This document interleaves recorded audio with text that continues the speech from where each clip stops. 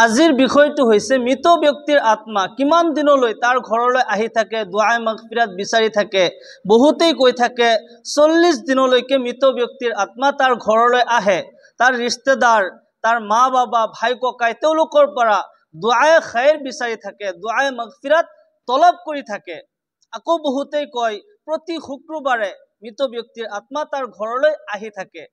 আকৌ কিছুমানে কয় শবে বাৰাত, শবে মেৰাজ, শবে কদৰ, মাহে ৰমজান, এনেকৈ বৰকতময় ৰাতিসমূহত মৃত ব্যক্তিৰ আত্মা তাৰ ঘৰলৈ আহি থাকে। এই বিষয়ে বহুতেই বিশ্লেষণ সহিভাৱে কোৰআন আৰু হাদিছৰ মতে বহুতেই নাজানে। মই ভাবিছো আজি বিষয়টো ক্লিয়াৰি আমি কোৰআন হাদিছৰ পৰা আমি সহি এই বিষয়টো জানি লওঁ, যাতে আমি কোনো কাৰণতে ভুল নকৰোঁ। আমি প্ৰত্যেক বিষয়তে কোৰআন আৰু হাদিছ আমি ফলো কৰিব লাগে।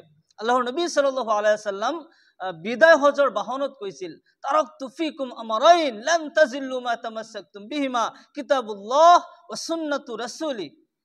হে মোৰ উম্মতসকল, মইতো গুচি যাম, কিন্তু মই যোৱাৰ পিছত তোমালোকৰ কাৰণে দুটা বস্তু মই এৰি থৈ যাওঁ।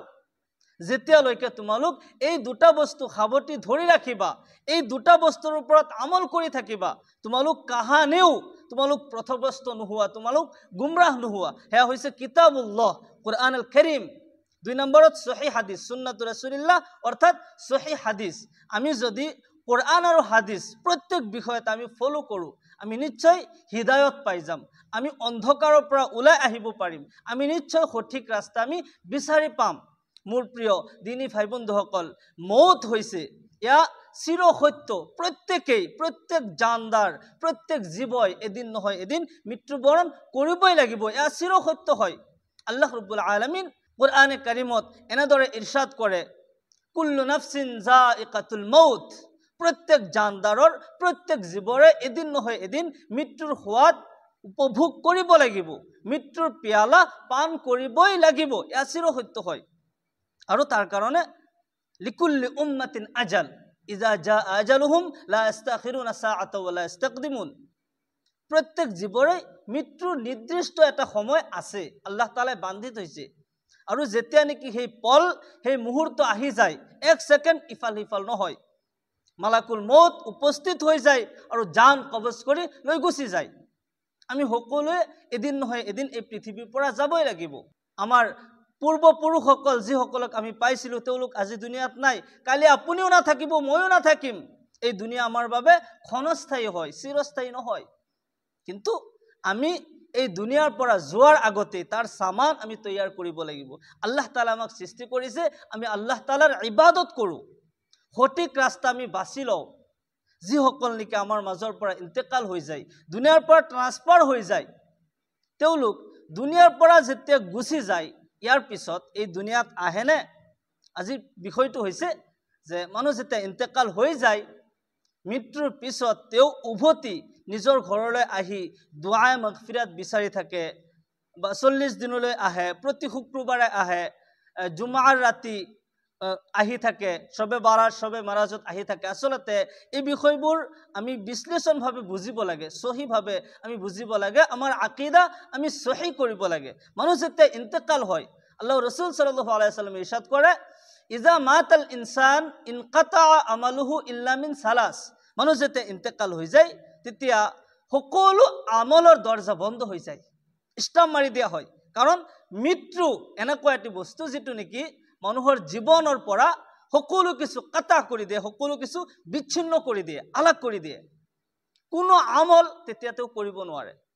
ইনকাতা আমালুহু ইল্লা মিন সালাস, কিন্তু 3টা বস্তু থাকে, তেওঁ কোনো আমল কৰিব নোৱাৰে, কিন্তু 3টা বস্তু থাকে। সেয়া হৈছে যে সদকাতুন জাৰিয়া, সদকা জাৰিয়ামূলক যদি কোনো কাম কৰিছে, তেওঁ যেনিবা গছ ৰুইছিল, মানুহজন ইন্তেকালৰ পূৰ্বে জীৱন্ত অৱস্থাত গছ ৰুই থৈছিল, আৰু সেই গছত ফল লাগিছে, ফুল লাগিছে, বিভিন্ন মানুহে ইয়াৰ পৰা উপকৃত হৈছে, পশু পক্ষীবোৰে ইয়াৰ পৰা উপকৃত হৈছে, ৰ'দৰ সময়ত ছাৰ তলত বহিছে, গছৰ তলত মানুহে বহি আৰাম লৈছে, এয়া সেইজন ব্যক্তিৰ কাৰণে সদকা জাৰিয়া হয়।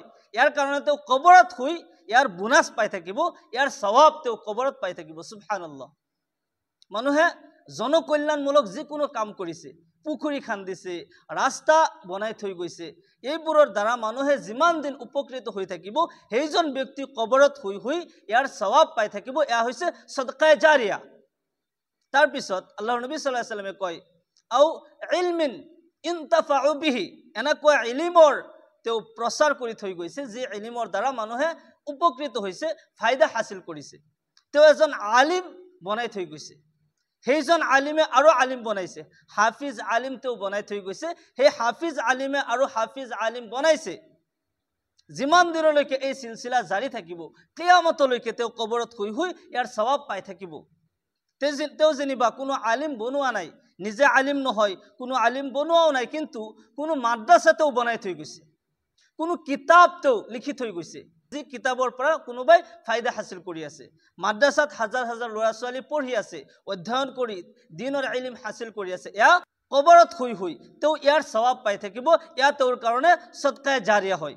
যিমান দিনলৈকে এই ইলমৰ ইদাৰা চলি থাকিব, সিমান দিনলৈকে তেওঁ কবৰত শুই ইয়াৰ সৱাব পাই থাকিব। আও ওয়ালাদিন সালিহিন এদউলা, তৃতীয় নম্বৰ হৈছে আল্লাহৰ নবী সাল্লাল্লাহু আলাইহি ওয়াসাল্লামে কয়, যদি সেইজন ব্যক্তি নেক আওলাদ থৈ গৈছে, ল'ৰা ছোৱালী ডক্টৰ, ইঞ্জিনিয়াৰ, IAS IPS হোৱা বা মুফতি মুহাদ্দিছ হোৱা জৰুৰী নহয়, কিন্তু সন্তান নেক হোৱাটো জৰুৰী হয়। আপুনি মই সদায় চিন্তা কৰিব লাগিব। এটা কথা আমি ভাবিব লাগিব যে মোৰ ল'ৰাটো, মোৰ ছোৱালীজনী নেক কেনেকৈ হয়, নেক বনোৱাৰ আমি চেষ্টা কৰিব লাগিব। কিয়নো মোৰ সন্তান যদি নেক হয়, তেওঁ মোৰ মৃত্যুৰ পিছত মোৰ জানাজা আগত লৈ থিয় হৈ যাব। মনত ৰাখিব, পৃথিৱীৰ যিমান ডাঙৰ মুহাদ্দিছ, যিমান ডাঙৰ মুফতি আনি আপোনাৰ জানাজা হোক, মোৰ জানাজা হোক, আনি থিয় কৰাই দিয়ক, তেওঁ জানাজা কায়দা কানুন মোতাবিক জানাজা পঢ়াই দিব। কিন্তু মনত ৰাখিব, আপোনাৰ সন্তান যদি, মোৰ সন্তানে যদি মোক আগত লৈ জানাজা পঢ়ি থাকে, তাৰ মাজত তাৰ অন্তৰত যি খুলুচিয়াত, যি ইখলাস পয়দা হ'ব, এয়া পৃথিৱীৰ কোনো ডাঙৰ মুফতিৰ অন্তৰত ইমানখিনি ইখলাস নাহে। জানাজা হৈছে এক ধৰণৰ দোয়া। জানাজা, নামাজে জানাজা হৈছে দোয়া।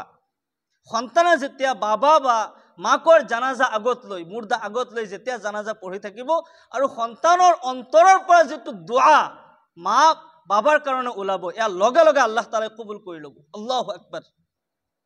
সেই সন্তান যদি কবৰস্থানত যায়, এবাৰ যদি ৰব্বিৰ হামহুমা কামা ৰব্বায়ানি সগীৰা বুলি দোয়া কৰে, আল্লাহ তাআলা লগে লগে কবুল কৰিব। কবৰৰ আযাব মাফ কৰি দিব, আল্লাহ তাআলাই জান্নাতত প্ৰৱেশ কৰাই দিব।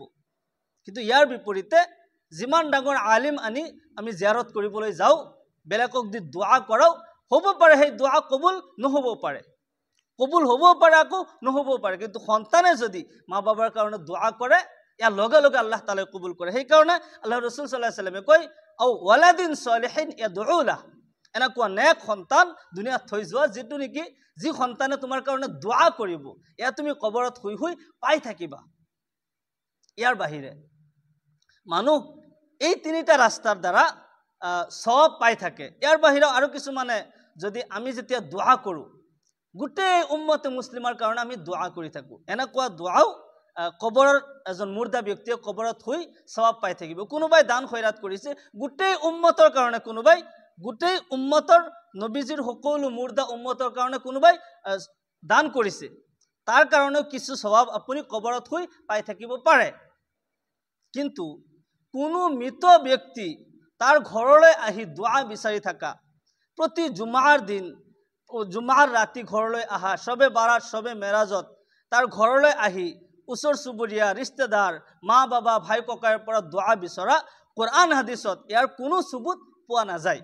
কোৰআনে কাৰিমত আল্লাহ ৰব্বুল আলামিন ইৰশাদ কৰে, অমি ওয়াৰাইহিম বাৰযাখুন ইলা ইয়াউমি ইউবআসুন, মানুষ যেতিয়া ইন্তেকাল হৈ যায় মৌতৰ পিছত, বাস বাদাল মৌতৰ আগলৈকে, অৰ্থাৎ কিয়ামতৰ সময়ত সকলো ব্যক্তিকে আল্লাহ তাআলা জিন্দা কৰাব।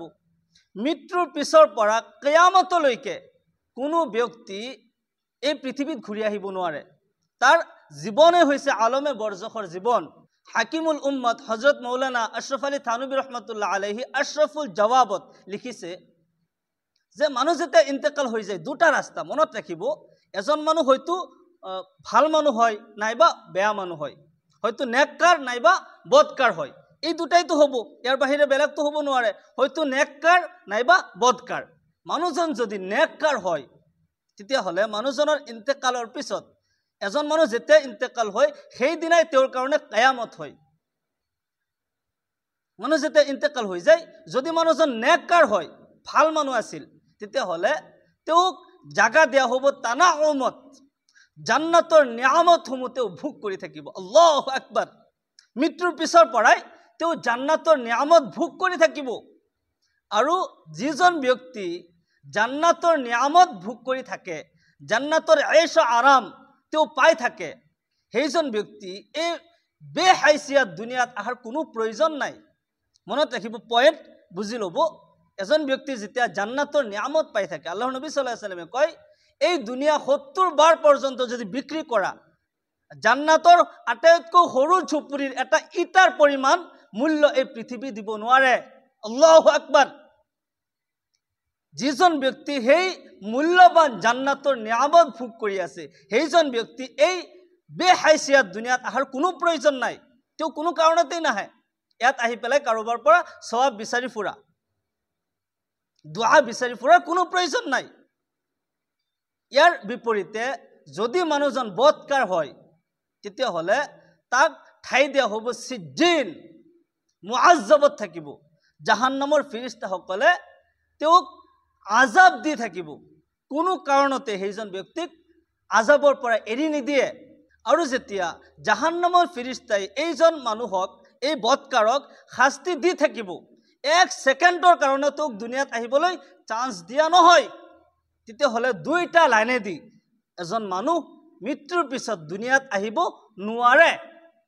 তেওঁ নিজৰ ঘৰলৈ আহি দুআ মাগফিৰাত বিচাৰি থকা সেইখিনি সুযোগ নাই। মনত ৰাখিব, এজন মানুহ যেতিয়া ইন্তেকাল হয়, তেওঁৰ নেক আমল যিখিনি কৰি থৈ যায়, সেই নেক আমল তেওঁ লগত লৈ যায়। মৃত্যুৰ পিছত কোনো ধৰণৰ তেওঁ নেক আমল কৰিব নোৱাৰে। কোনো নেক কিংবা তো বদ কোনো আমলেই তেওঁ কৰিব নোৱাৰে। 3টা ৰাস্তা থৈ যায়, সেয়া হৈছে সদকায়ে জাৰিয়া, নাইবা ইলমৰ প্ৰচাৰ, নাইবা নেক সন্তান। তেওঁলোকে দুআ কৰিলে সেই দুআ লগে লগে পাই যায়। ইয়াৰ বাহিৰেও অন্যান্য মুমিন মুছলমানসকলে যেতিয়া দুআ কৰে, সেই দুআৰ কিছু অংশ তেওঁ কবৰত শুই শুই পাই থাকে। কিন্তু তেওঁ যে তাৰ ঘৰত 40 দিনলৈকে আহি থাকিব, শুক্ৰবাৰে আহি থাকিব, শবে বাৰাত, শবে মেৰাজ, শবে কদৰৰ ৰাতি তেওঁ আহি থাকিব, ইয়াৰ কোনো প্ৰমাণ, ইয়াৰ কোনো সুবুত কোৰআন আৰু হাদিছৰ কতোৱেই পোৱা নাযায়। এনেকুৱা আকীদা কোনেও নাৰাখিব। ইয়াৰ লগে লগে আমাৰ যিসকল মানুহ মৃত্যুৰ পিছত 40 দিনীয়া পাতে, 10 দিনীয়া পাতে বা চাহাৰুম পাতে, এইবোৰ কোৰআন হাদিছৰ কতো ইয়াৰ প্ৰমাণ পোৱা নাযায়। হয়, মানুহ এজনৰ ইন্তেকালৰ পিছত আপুনি তাৰ ইছালা সওয়াবৰ কাৰণে আপুনি কিছু দান খয়ৰাত কৰিছে, গৰীব দুখীয়াসকলক খুৱাইছে, আপুনি কোৰআনে কাৰিমৰ তিলাৱত কৰি সওয়াব আপুনি বখছাই দিছে, ইয়াৰ সওয়াব নিশ্চয় তেওঁ কবৰত শুই পাব। কিন্তু আপুনি যেটো 4 দিনীয়া পাতিছে, 10 দিনীয়া পাতিছে, 40 দিনীয়া পাতিছে, এইবোৰ কিছুমানে নিজ স্বাৰ্থৰ কাৰণে, কিছুমানে নিজৰ ফালৰ পৰা বনাইছে। এক কোৰআন হাদিসৰ কতো ইয়াৰ প্ৰমাণ নাই, বা সাহাবা তাবিঈন তবে তাবিঈন তেওঁলোকৰ জীৱনতো এইবোৰ কোনো প্ৰমাণ পোৱা নাযায়। এইবোৰৰ পৰা সদায় আমি পৰহেজ কৰা জৰুৰী হয়। আমি ইয়াৰ পৰা বাচি থাকিব লাগে। মুৰ্দা ব্যক্তিসকলৰ কাৰণে আমি দুআ কৰিব লাগে, দুআ খাইৰ আমি কৰিব লাগে। কিন্তু এই আকীদা আমি ৰাখিব নোৱাৰিম যে মুৰ্দা ব্যক্তিজন প্ৰতি শুক্ৰবাৰে আমাৰ ঘৰত আহিছে, আহি আছে, আমাৰ ফালে চাইছে, আমি কোনে কি কৰি আছো দেখা পাইছে, অভিশাপ দিছে। এইবোৰৰ কোনো আসলিয়াত কোৰআন হাদিসত নাই। এনেকুৱা আকীদাৰ পৰা আমাৰ অন্তৰ আমি পাক কৰিব লাগে, আমাৰ ইমান আমি বচাই ল'ব লাগে।